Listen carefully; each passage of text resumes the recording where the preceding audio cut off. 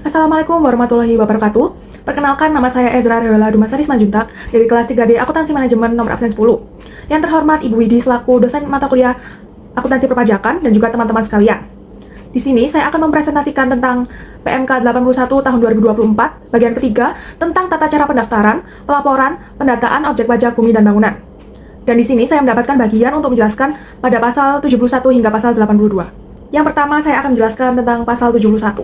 Dalam pasal 71 ini terdapat 3 ayat. Nah, di sini saya akan menjelaskan dari isi atau inti dari masing-masing ayat tersebut supaya lebih dipahami.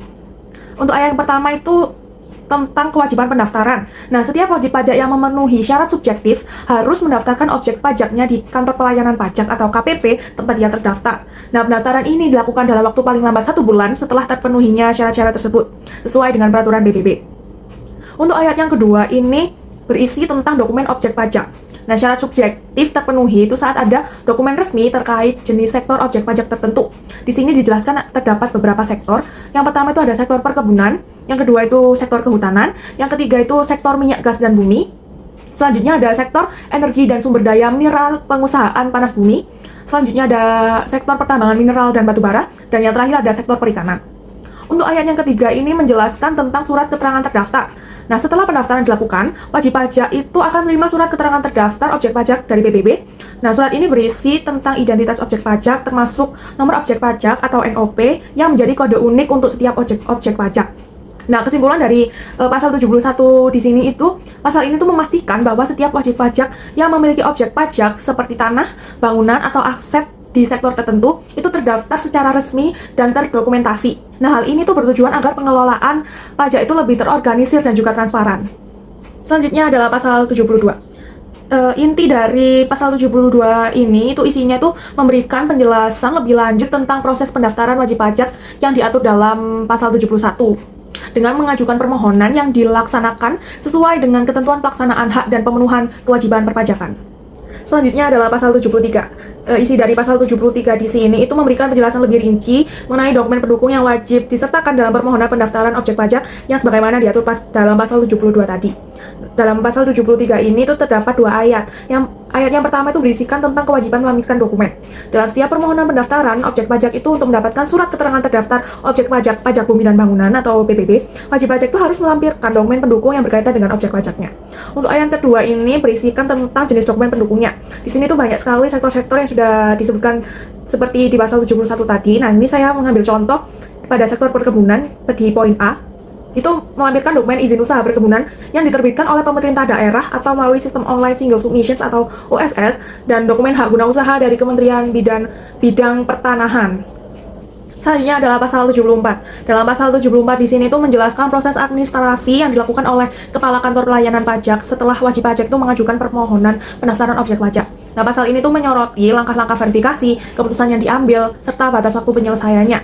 Terdapat 3 ayat dalam pasal 74 ini. Ayat yang pertama itu berisikan tentang penelitian administrasi. Setelah menerima permohonan pendaftaran yang sebagaimana diatur pada pasal 72 tadi, Kepala Kantor Pelayanan Pajak itu wajib melakukan penelitian administrasi terhadap dokumen dan data yang diajukan. Pada ayat yang kedua ini tuh berisikan tentang keputusan berdasarkan penelitian administrasi. Setelah berdasarkan hasil penelitian, Kepala Kantor Pelayanan Pajak itu harus mengambil salah satu dari 2 keputusan berikut. Yang pertama itu menerima permohonan, itu jika semua persyaratan terpenuhi. Jadi maka akan diterbitkan surat keterangan terdaftar objek pajak bumi dan bangunan. Yang kedua itu menolak permohonan, itu jika terdapat kekurangan atau ketidaksesuaian dalam dokumen, maka diterbitkan surat penolakan. Nah, keputusan ini itu harus diberikan paling lambat 10 hari kerja sejak semua dokumen permohonan itu diterima secara lengkap. Pada ayat yang ketiga itu berisikan tentang ketentuan jika tidak ada keputusan. Nah, jika Kepala Kantor Pelayanan Pajak ini tidak mengambil keputusan dalam 10 hari kerja, maka secara hukum itu yang pertama itu permohonan dianggap dikabulkan. Yang kedua itu Kepala Kantor Pelayanan Pajak itu wajib menerbitkan surat keterangan terdaftar objek pajak PBB dalam 1 hari kerja setelah jangka waktu 10 hari kerja tersebut berakhir. Selanjutnya adalah pasal 75. Dalam pasal 75 ini tuh menjelaskan tindakan yang diambil oleh Kepala Kantor Pelayanan Pajak itu apabila wajib pajak tidak melaksanakan kewajiban pendaftaran objek pajak sebagaimana diatur dalam pasal 71. Pasal ini juga menekankan wewenang administrasi dan batas waktu penyelesaian yang harus dipatuhi oleh otoritas pajak. Dalam pasal 75 ini terdapat 3 ayat. Untuk ayat yang pertama itu menjelaskan tentang tindakan jika tidak mendaftar. Nah, jika wajib pajak tidak melaksanakan kewajiban pendaftaran sebagaimana diatur dalam pasal 71 ayatnya pertama, itu Kepala Kantor Pelayanan Pajak itu akan melakukan pemeriksaan atau penelitian administrasi terhadap objek pajak yang bersangkutan. Nah, pemeriksaan atau penelitian ini tuh bertujuan untuk mengidentifikasi dan memastikan kewajiban perpajakan atas objek pajak tersebut, meskipun wajib pajak itu tidak melakukan pendaftaran secara mandiri. Untuk ayat yang kedua itu berisikan tentang penerbitan surat secara jabatan. Nah, penerbitan ini tuh dilakukan berdasarkan kewenangan secara jabatan tanpa menunggu permohonan dari wajib pajak, sehingga memastikan bahwa objek pajak tersebut tetap terdaftar meskipun wajib pajak lalai dalam kewajibannya. Untuk ayat yang ketiga ini menjelaskan tentang pengiriman surat keterangannya. Setelah surat keterangan terdaftar diterbitkan, Kepala Kantor Pelayanan Pajak itu wajib mengirimkan surat tersebut kepada wajib pajak dalam waktu paling lama 3 hari kerja sejak tanggal penerbitan. Selanjutnya adalah pasal 76. Pasal 76 ini itu mengatur mekanisme perubahan data pada surat keterangan terdaftar objek pajak bumi dan bangunan atau PBB, baik atas inisiatif wajib pajak maupun berdasarkan kewenangan dari otoritas pajak. Dalam pasal 76 ini itu terdapat 2 ayat. Ayat yang pertama itu berisikan tentang wewenang untuk mengubah data. Nah, Kepala Kantor Pelayanan Pajak ini memiliki kewenangan untuk melakukan perubahan data objek pajak yang terdaftar dalam surat keterangan terdaftar objek pajak PBB atas permohonan wajib pajak atau berdasarkan kewenangan secara jabatan. Ayat yang kedua ini berisikan tentang proses permohonan perubahan data. Jika perubahan itu dilakukan atas permohonan wajib pajak, permohonan tersebut itu harus disampaikan sesuai dengan ketentuan pelaksanaan hak dan pemenuhan kewajiban perpajakan yang diatur dalam pasal 4. Selanjutnya adalah pasal 77. Nah, pasal 77 di sini itu menjelaskan mekanisme pencabutan surat keterangan terdaftar objek pajak bumi dan bangunan atau PBB, baik atas permohonan wajib pajak maupun berdasarkan kewenangan otoritas pajak. Nah, pencabutan ini itu dilakukan terhadap objek pajak yang tidak lagi memenuhi persyaratan subjektif sesuai dengan ketentuan perpajakan. Dalam pasal 77 di sini itu terdapat 9 ayat. Untuk ayat yang pertama ini berisikan tentang alasan dan wewenang untuk pencabutan. Nah, Kepala Kantor Pelayanan Pajak itu dapat mencabut surat keterangan terdaftar yang pertama itu atas permohonan wajib pajak. Nah, ini tuh jika wajib pajak merasa bahwa objek pajaknya sudah tidak memenuhi syarat sebagai objek pajak. Yang kedua itu berdasarkan kewenangan jabatan, itu jika otoritas pajak menemukan data bahwa objek pajak itu tidak lagi memenuhi persyaratan subjektif. Untuk ayat yang kedua ini berisikan prosedur permohonan. Nah, wajib pajak yang ingin mengajukan pencabutan itu harus mengikuti prosedur yang sesuai dengan ketentuan pelaksanaan hak dan pemenuhan kewajiban perpajakan sebagaimana diatur dalam pasal 4. Yang ketiga ini berisi tentang dokumen pendukungnya. Nah, permohonan pencabutan itu harus disertai dokumen pendukung yang relevan yang sebagaimana diatur dalam pasal 73 ayat 2. Dokumen ini tuh mencakup bukti bahwa masa berlaku izin atau hak terkait objek pajak itu telah berakhir dan tidak diperpanjang.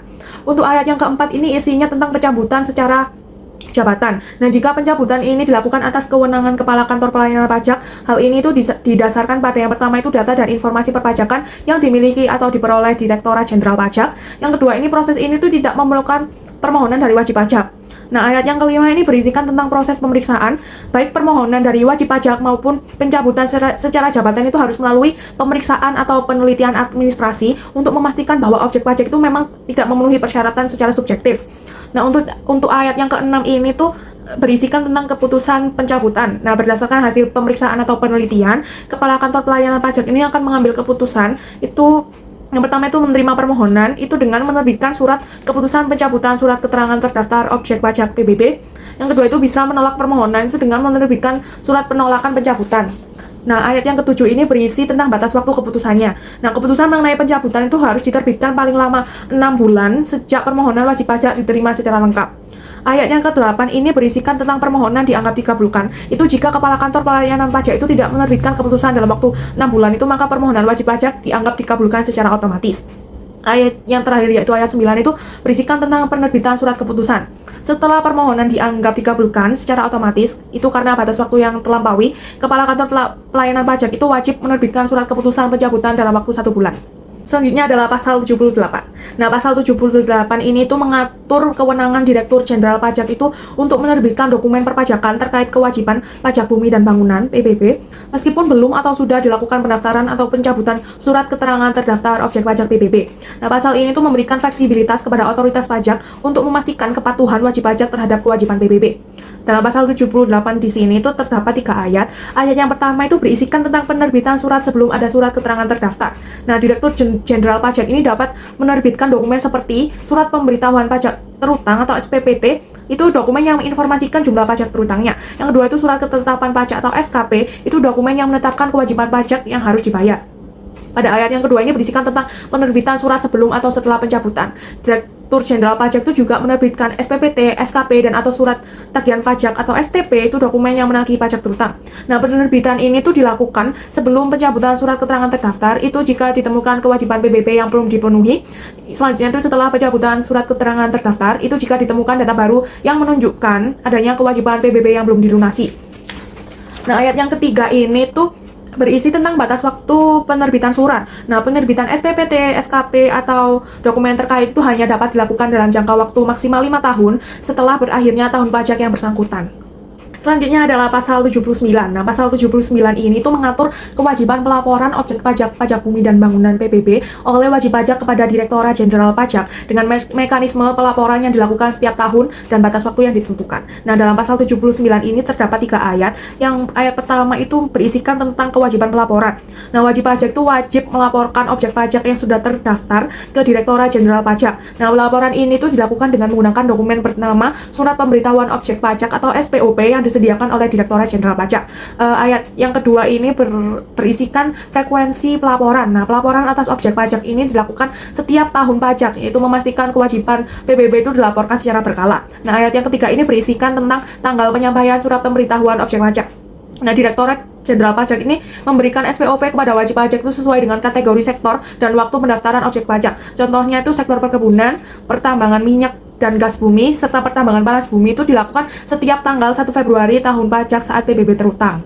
Selanjutnya adalah pasal 80. Nah, pasal 80 ini mengatur tata cara pelaporan surat pemberitahuan objek pajak atau SPOP yang dilakukan secara elektronik untuk pajak bumi dan bangunan atau PBB. Nah, dalam pasal 80 ini terdapat 5 ayat yang di dalamnya. Itu ayat 1 itu berisi tentang SPOP elektronik. Nah, surat pemberitahuan objek pajak yang disebutkan dalam pasal 79 tadi itu kini berbentuk elektronik, yang artinya dokumen pelaporan ini tuh tidak lagi berbentuk fisik, melainkan digital untuk mendukung administrasi yang lebih efisien. Untuk ayat yang kedua ini berisikan tentang penyampaian melalui akun wajib pajak. Nah, Direktorat Jenderal Pajak itu menyampaikan SPOP elektronik kepada wajib pajak melalui akun wajib pajak. Nah, yang ketiga itu pemberitahuan oleh DJP. Nah, Direktorat Jenderal Pajak itu juga menyampaikan pemberitahuan kepada wajib pajak bahwa SPOP elektronik itu sudah tersedia di akun mereka. Ayat yang keempat ini berisikan tentang pengiriman SPOP elektronik oleh wajib pajak. Nah, wajib pajak itu diwajibkan menyampaikan kembali SPOP elektronik yang telah mereka isi melalui yang pertama itu portal wajib pajak, itu sistem daring resmi untuk pelaporan perpajakan. Yang kedua itu laman atau aplikasi lain yang terhubung dengan administrasi Direktorat Jenderal Pajak. Nah, hal ini tuh memberikan fleksibilitas kepada wajib pajak dalam memenuhi kewajiban pelaporan. Ayat yang kelima ini berisikan tentang bukti penerimaan elektronik. Nah, tanggal pelaporan itu dianggap resmi saat SPOP elektronik ini diterima oleh Direktorat Jenderal Pajak. Nah, bukti penerimaan tersebut itu berupa dokumen elektronik yang mencantumkan tanggal pengiriman. Selanjutnya adalah pasal 81. Dalam pasal 81 ini itu mengatur kewajiban wajib pajak dalam mengisi dan menyampaikan surat pemberitahuan objek pajak atau SPOP secara benar, jelas, dan lengkap kepada Direktorat Jenderal Pajak atau yang kita biasa sebut DJP. Dalam pasal 81 ini terdapat 4 ayat. Nah, ayat yang pertama ini berisikan tentang kewajiban pengisian dan penyampaian SPOP. Nah, wajib pajak itu wajib mengisi SPOP dengan data yang jelas, benar, dan lengkap, dan kemudian menandatangani dokumen tersebut. Nah, SPOP tersebut itu harus disampaikan kepada Direktorat Jenderal Pajak itu dalam waktu paling lama 30 hari setelah diterimanya surat pemberitahuan objek pajak dari DJP.